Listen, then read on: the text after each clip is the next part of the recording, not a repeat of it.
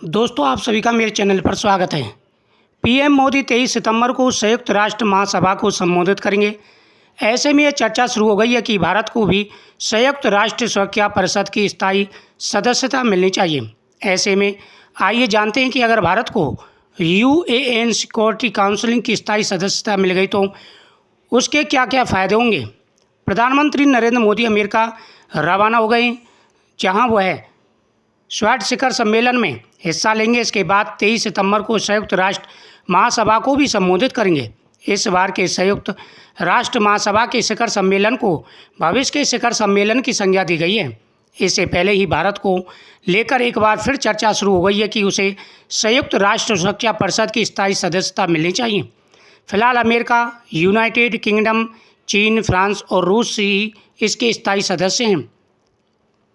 भारत को यूएन की सुरक्षा परिषद की स्थायी सदस्यता मिलती है तो इससे क्या क्या शक्तियां मिल जाएंगी और इस सदस्यता की राह में कितनी मुश्किलें हो सकती हैं। वास्तव में संयुक्त राष्ट्र सुरक्षा परिषद विश्व स्तर पर सुरक्षा प्रबंधक के लिए सबसे बड़ा मंच माना जाता है। इसके कंधों पर पूरी दुनिया में शांति बनाए रखने और सामूहिक सुरक्षा के सिद्धांतों का पालन सुनिश्चित करने का जिम्मा है। सुरक्षा परिषद को संयुक्त राष्ट्र की सबसे महत्वपूर्ण इकाई कहा जाता है, जिसको पूरे दूसरे विश्व युद्ध के दौरान साल 1945 में गठित किया गया था। इसके 5 स्थायी सदस्य अमेरिका, यूनाइटेड किंगडम, फ्रांस, रूस और चीन हैं। सुरक्षा परिषद के गठन के वक्त इसमें 11 सदस्य थे, जिनकी संख्या साल 1965 में बढ़ाकर 15 कर दी गई। इसके अलावा 10 और देशों को 2 साल के लिए स्थायी सदस्य चुना गया था। सुरक्षा परिषद के अस्थायी सदस्य देश 2 साल के लिए चुने जाते हैं। इसको चुनने का उद्देश्य सुरक्षा परिषद में क्षेत्रीय संतुलन को कायम करना होता है। इसके लिए सदस्य देशों के बीच चुनाव होता है, जिसके जरिए 5 देश एशिया या अफ्रीका से, 2 दक्षिण अमेरिका से और 1 यूरोप, पूर्वी यूरोप और 2 पश्चिमी यूरोप या और क्षेत्रों से चुने जाते हैं। अफ्रीका और एशिया के लिए तय मंच सीटों में 5 में से 3 पर अफ्रीकी देश और 2 पर एशियाई देश चुने जाते हैं। भारत कई बार इसका अस्थायी सदस्य रह चुका है। समय के साथ सुरक्षा परिषद के ढांचे में बदलाव की ज़रूरत महसूस की जा रही है, क्योंकि इसका गठन साल 1945 में हुआ था और तब से अब तक भू राजनीतिक स्थिति में काफ़ी बदलाव आ चुका है। फिर इसके अस्थायी सदस्य देशों में यूरोप का ज़्यादा प्रतिनिधित्व है, जबकि यहाँ दुनिया के कुल 5% लोग ही रहते हैं। अफ्रीका और दक्षिण अमेरिका का कोई भी देश स्थायी सदस्य नहीं है। दुनिया में सबसे अधिक आबादी वाला देश भारत संयुक्त राष्ट्र सुरक्षा परिषद के शांति अभियानों में अहम भूमिका निभाता रहा है। इसलिए इसकी अस्थायी सदस्यता के लिए भारत की दावेदारी बढ़ जाती हैं।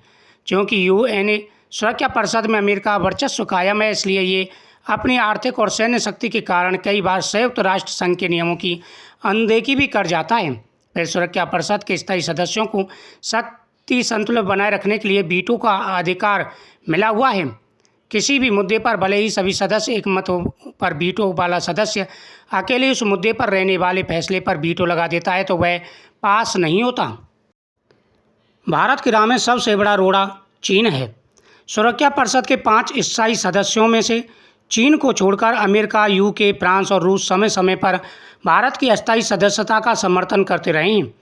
यूएन सुरक्षा परिषद में एकमात्र एशियाई स्थायी सदस्य चीन वास्तव में भारत का बड़ा विरोधी है और वह कतई नहीं चाहता कि भारत उसके बराबर दुनिया के इस सबसे बड़े मंच पर खड़ा हो। भारत को अस्थायी सदस्यता मिलती है तो मान्य तौर पर यह क्षेत्रीय और अंतर्राष्ट्रीय राजनीति में चीन के समकक्ष खड़ा हो जाएगा। वैसे भी दुनिया में भारत का बढ़ता हुआ प्रभाव देख चीन परेशान है।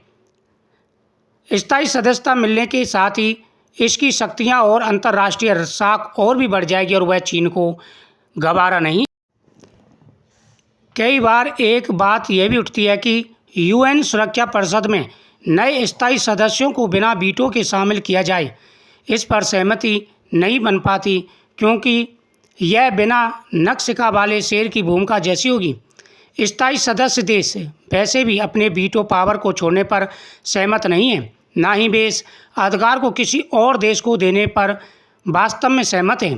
भारत की सदस्यता के लिए यूएन चार्टर में संशोधन करना पड़ेगा। इसके लिए स्थायी सदस्यों के साथ साथ 2/3 देशों की ओर से पुष्टि करना आवश्यक है। पश्चिमी देशों की एक चिंता यह भी है कि अगर भारत को स्थायी सदस्यता मिल जाती है तो वह शायद अमेरिका हितों के लिए कदम से कदम ना मिलाए। लोगों का मानना है कि भले ही अमेरिका कई मौक़ों पर भारत के लिए स्थायी सदस्यता की वकालत कर चुका है, पर वास्तव में अमेरिकी नीति निर्धारक शायद ही धरातल पर इसे लेकर के आएंगी। सुरक्षा परिषद की स्थायी सदस्यता मिलने से पूरी दुनिया में मान्य तौर पर भारत की धाक बढ़ेगी और अंतर्राष्ट्रीय राजनीति में इसका दबदबा बढ़ जाएगा। वैसे भी यूएन सुरक्षा परिषद संयुक्त राष्ट्र की प्रमुख निर्णय लेने वाली संस्था है। किसी भी देश पर कोई प्रतिबंध लगाने या अंतर्राष्ट्रीय कोर्ट के फैसलों को लागू करने के लिए इसके समर्थन की आवश्यकता पड़ती है। ऐसे में भारत को स्थायी सीट मिलती है तो वह वैश्विक मंच पर और भी मजबूती के साथ अपनी बात रख सकेगा। स्थायी सदस्यता के साथ ही भारत के पास वीटो का अधिकार होगा और विश्व मंच पर वह किसी भी गलत फैसले, खासकर चीन के गलत निर्णय का विरोध खुल करके कर सकेगा और उसे रोक भी सकेगा। यह संयुक्त राष्ट्र संघ की यानी वीटो की सबसे बड़ी पावर और शक्ति है। आप अपना विचार बताइए कि क्या लगता है, क्या चीन अड़चन डालेगा या भारत को मिलेगी स्थायी सुरक्षा? भारत को स्थायी सुरक्षा मिलने से भारत का पावर चौगुना हो जाएगा।